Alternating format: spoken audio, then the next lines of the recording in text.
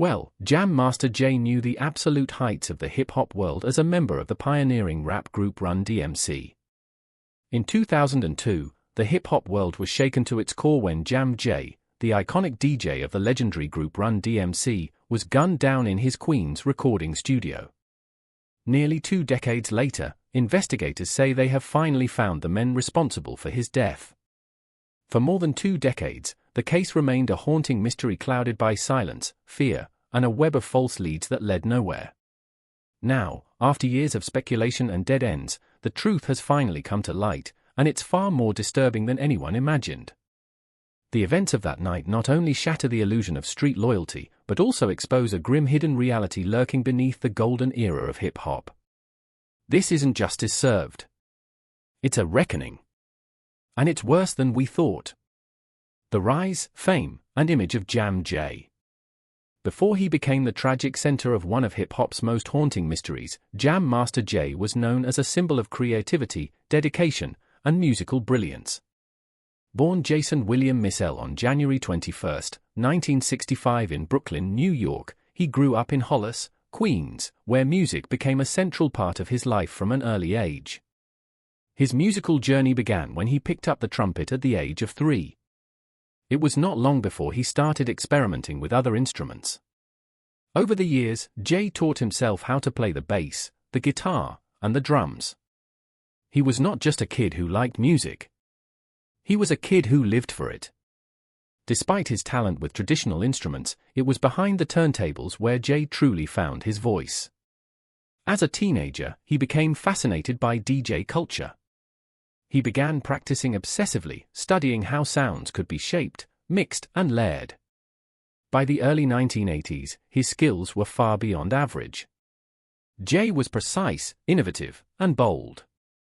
That reputation eventually brought him into the orbit of 2 rising hip-hop artists from his neighborhood, Joseph Run Simmons and Daryl DMC McDaniels. In 1982, the 3 officially joined forces to form Run DMC. It was a partnership that would change music forever. At a time when hip-hop was still finding its identity, Run DMC brought a harder, cleaner, and more aggressive sound to the table. Jay's DJ work gave the group its pulse. He did more than just scratch records. He gave the music structure, intensity, and confidence. Together, the trio set a new standard for hip-hop performance. Run DMC quickly rose to fame. Their signature style, including Adidas tracksuits and no-nonsense rhymes, became iconic with albums like Raising Hell, King of Rock, and Tougher Than Leather.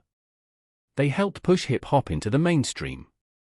Jay was not just a background figure. He was the quiet force behind. But Jay was not just focused on his own success. In 1989, he launched Jam Jay Records. Through his label, he gave opportunities to young raw talents, including Onyx and Curtis Jackson, better known today as 50 Cent. Jay had an eye for potential and he wanted to help others find their path in the industry. He understood how difficult it could be to break through and he used his platform to open doors for the next generation. Later he co-founded the Scratch DJ Academy in Manhattan. This school aimed to teach aspiring DJs and producers the art and discipline of DJing. Jay believed deeply in giving back to the culture that had made him. He saw music as more than entertainment. It was a craft that deserved respect and care. He wanted to keep that spirit alive. To those who knew him, Jam Master Jay was more than a performer. He was generous, focused, and grounded. He treated people with respect, and he expected the same in return. On the surface, his life seemed full and steady. He had a successful career, a loving family, and the admiration of millions. But as the years passed, the music industry began to change. New sounds, new rules, and new players started taking over. Behind the scenes, Jay faced growing pressures. Running a label brought financial challenges. Some of his business moves did not work out. There were reports of rising tensions and complicated dealings. He kept a calm face in public, but close friends noticed signs of stress. There were quiet hints that something was off.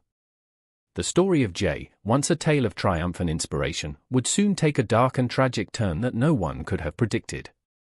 From fame to fatality.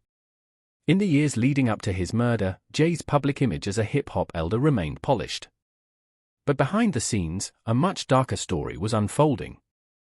According to multiple sources, including a convicted drug dealer named Curtis Scoon, Jay was not living the life people believed he was.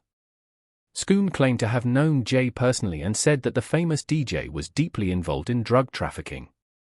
He said Jay was organizing drug deals, owed large sums of money to dangerous people, and was no longer the role model many thought he was. Scoon's claims were supported by whispers in the industry where some people believed that Jay had turned to the drug trade as a way to deal with mounting financial problems. At the same time, Jay's alleged connections to Kenneth Supreme McGriff raised even more concerns. McGriff was a feared drug kingpin in Queens and had been linked to violence and criminal activity for years. He was also at the center of a major feud involving rapper 50 Cent and Eminem's record label Shady Records. Jay had relationships with both sides. Some people believed that Jay's ties to McGriff, combined with his friendship with 50 Cent, may have put him in a dangerous position. It is possible that people around McGriff saw Jay as a threat or a risk and may have wanted to silence him. Jay's money problems added another layer to this already troubling picture. Although he had once been wealthy and successful, Jay was reportedly broke at the time of his death. Several people claimed he had pawned expensive jewelry just to get by. Some even said he sold those items to drug dealers he owed money to. The idea that one of hip-hop's most successful DJs was struggling to survive was both surprising and sad. On October 30, 2002, everything came to a tragic end. Jay was inside his recording studio in Queens, a place where he had spent years making music and working with young talent. That day, someone entered the studio, walked into room 302, and opened fire. Jay was shot in the head at close range. He died almost instantly. Another man, Yurko Rincon, was also shot in the ankle, but survived. After firing the shots, the killer quickly disappeared. The news of Jay's murder shocked not only the hip-hop community, but also people all over the world. Fans, friends, and fellow artists were devastated. Vigils were held in his honor. Tributes poured in from every part of the music industry. Streets in Queens were filled with mourners. People could not understand how someone like Jay could be murdered in such a brutal way, especially in his own studio, a place that was supposed to be safe. But behind the public mourning, there was something far more disturbing. No suspects, no arrests, and most troubling of all, no one was talking.